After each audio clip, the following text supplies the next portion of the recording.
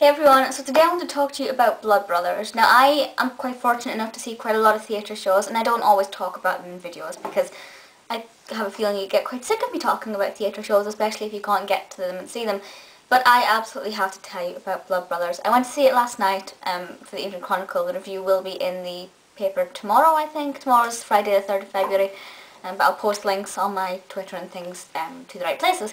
And I'd never seen Blood Brothers before. I had heard of it. I'm not that dense, and I knew nothing about it though. And I thought, well, I'm going to say yes, and we'll see, and hopefully it'll be quite good.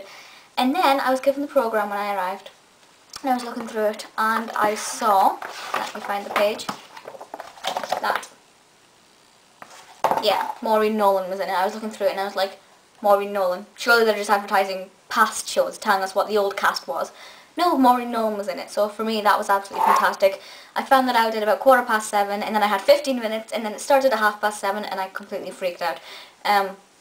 So that was, I freaked out professionally, but that was very interesting. The plot of this obviously is the main attraction for most people, and it tells the story of twin brothers, Mickey and Eddie, who were separated at birth for quite an important reason in the play, and they become friends at quite an early age, but they cannot find out that they were brothers. And sort of the whole thing is, are they ever going to find out that they were brothers? Will it impact on their life? Who's going to come off worst in this? And kind of highlights the whole class division, because one of the brothers grows up in almost poverty, if you like, with 6 other brothers and sisters, and you know, not a lot going for him really. And the other one has everything. He is the only child. He gets everything he wants. He goes to boarding school, and he speaks quite posh. It is set in Liverpool, complete Liverpoolian cast mainly, or Liverpoolian accents anyway.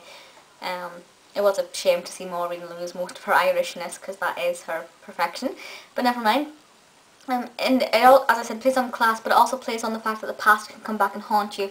And we have a narrator, who's played by Marti Pellow in this leg of the tour, who comes on the stage every now and then just to have a go at one of the main characters and sing this really beautiful song about how the devil's got your number, and that is my favourite thing ever. It's so gorgeous. And he's quite spine-chilling. The words he says is kind of like, it really makes you sit and think, what have I done in my past that could come back and haunt me? It really gets you as an audience member, not just because of the plot itself, but because of also your own thoughts, and it's kind of eerie, but absolutely beautiful. It's hard to pinpoint the genre of this, and also the style of this as well. It is kind of emotional in various parts for various reasons. You will be prepared to cry. But at the same time, it's absolutely hilarious in some parts as well. There are some parts that are just, you know, you cannot stop laughing at them. I'd say more in the first act rather than the second, because the first act is still quite jolly and fun, and not a lot of horrible things have happened. In the second half, it's a bit more heavy, but you know, there's still funny things going on there, so it really plays on every emotion that you could possibly imagine. You know, you're smiling and laughing one minute, the next moment, you know, you feel quite down actually, but that is the beauty of this. Obviously because it's a musical, there are so many gorgeous songs in this. My favourite ones would be Shoes Upon the Table, which plays on the whole superstition in this, Devil's Got Your Number, which I love, and Marilyn Monroe, which they're all absolutely beautiful. Maureen is perfect. She has so many beautiful, beautiful solos, and I'm just thinking, woman, never stop singing, please, I love your voice. So for me that would have been the main attraction. Had I known she was in it, I would have made an effort to go and see it prior to going to see it for the Chronicle, if you know what I mean. So it's kind of quite nice to realise that I didn't know she was going to be in it until the last minute, so I could just kind of go, oh my goodness, this is like sudden spur of the moment away to see Maureen Nolan thing. It was fantastic. But yeah, the plot of this is great. You know, the staging is fantastic. There's some really quite intricate choreography in this, and I don't mean dance numbers, I just mean the way the actors move around the stage. I know that seems like I'm dumbing you all down by explaining it, but there aren't many dance numbers in this. You know, you won't have them all doing hand jives and things, but there are quite a few intricate moves and things, a lot of synchronization and things, and it's really, really well done.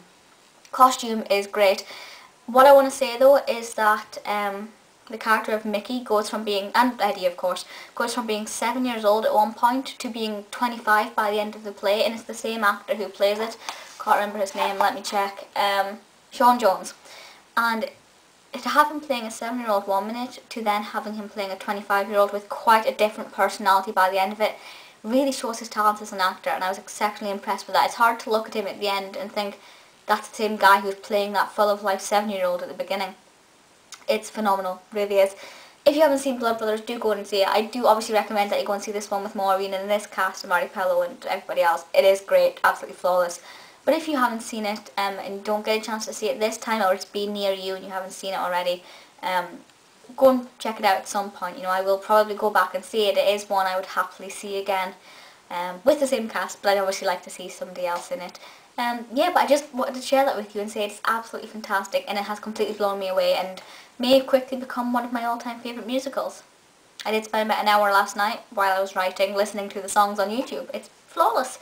Yeah, but please feel free to leave comments, let me know your thoughts, and I'll see you all next time. Bye!